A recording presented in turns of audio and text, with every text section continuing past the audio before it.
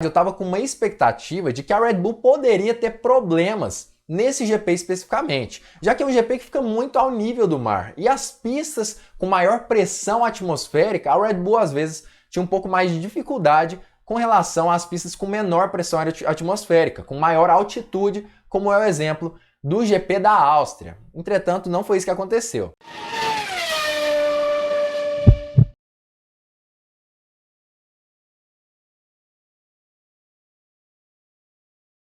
Sobre a qualificação desse GP de Zandvoort de 2021.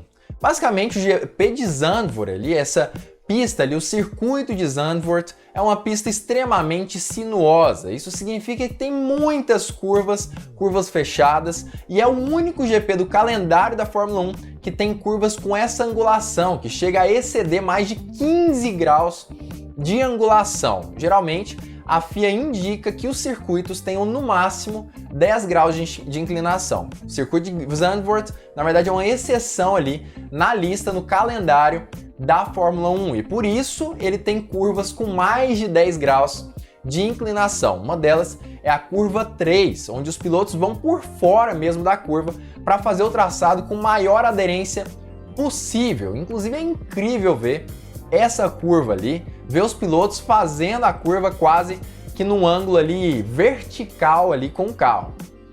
Muito bacana, e inclusive é uma forma diferente de fazer o traçado ideal, a parte de fora ali.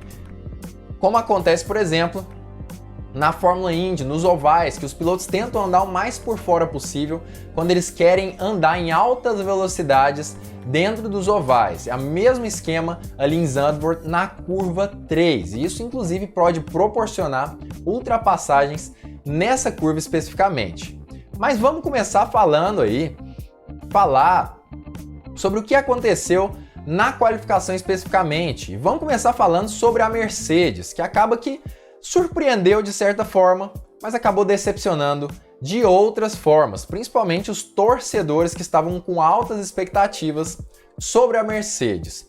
No Q1 andou de forma razoável, Lewis Hamilton ficou só na sexta colocação no Q1 a 0,3 segundos de Charles Leclerc, que liderou essa sessão especificamente do Q1. E ele utilizou, na verdade, pneus médios nessa situação, ou seja, deu até uma certa esperança de que ele conseguiria fazer voltas extremamente velozes no treino qualificatório, já que no Q1 ele utilizou esses pneus médios e conseguiu mesmo fazer boas voltas ainda com os pneus médios. Valtteri Bottas ficou em 8º lugar no Q1, eu me enganei, acreditei que fosse em 5º. Valtteri Bottas ficou na 8ª colocação a 0,1 segundos de Lewis Hamilton na primeira parte do treino qualificatório. Já na segunda parte, Lewis Hamilton ficou na 4ª colocação, a 0,7 segundos de Max Verstappen, que liderou ali essa segunda parte do treino qualificatório. Mas teve uma situação importante a se considerar, que eu vou falar mais pra frente aí.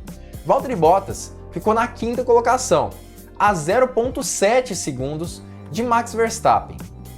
Verstappen, obviamente, liderou essa segunda parte do treino qualificatório, mas o que aconteceu de interessante nessa segunda parte? Na verdade, George Russell e Nicolas Latifi, que andaram bem na primeira parte do treino qualificatório, Latifi inclusive chegou a andar em 5º lugar, tomando apenas 0,2 segundos de Charles Leclerc no Q1. No Q2, os dois pilotos rodaram. George Russell errou mesmo na hora de contornar a última curva do autódromo. Rodou, acabou batendo com a traseira na barreira de pneus. Aparentemente, apenas um erro na hora da tração, na hora da reaceleração. Rodou sozinho, acabou batendo a traseira na barreira de pneus, tentou voltar para a pista, mas a equipe percebeu que os danos não iriam permitir que o piloto inglês voltasse à pista depois do acidente. Já Nicolas Latifi saiu para tentar fazer uma volta rápida, rodou também, não conseguiu fazer a volta, mas ele acabou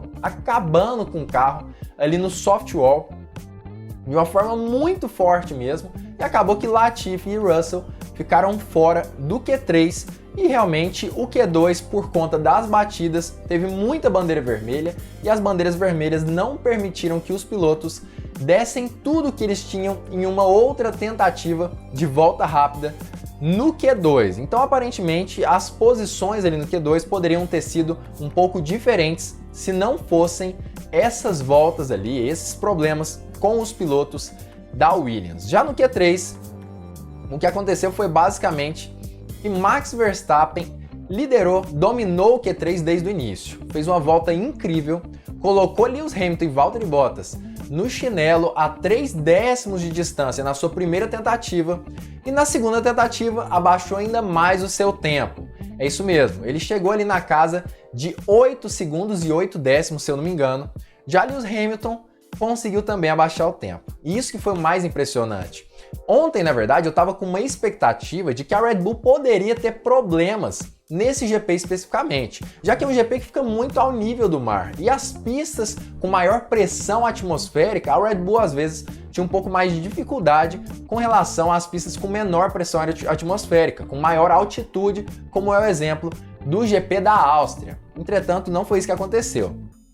A Red Bull andou muito bem, eu esperava mesmo que ela andasse bem pior do que a Mercedes, mas andou bem e Lewis Hamilton fez mágica na sua última volta e conseguiu ficar a menos de 1 décimo de Max Verstappen, apesar de que a gente conseguia ver nos gráficos ali de frenagem, tomada de curva e aceleração que Verstappen era mais rápido nas 3 situações durante uma curva. Lewis Hamilton conseguiu tirar isso aparentemente no braço mesmo e fez uma volta impressionante, quase tirou a pole de Max Verstappen dentro de casa. Assim, foi por pouco mesmo.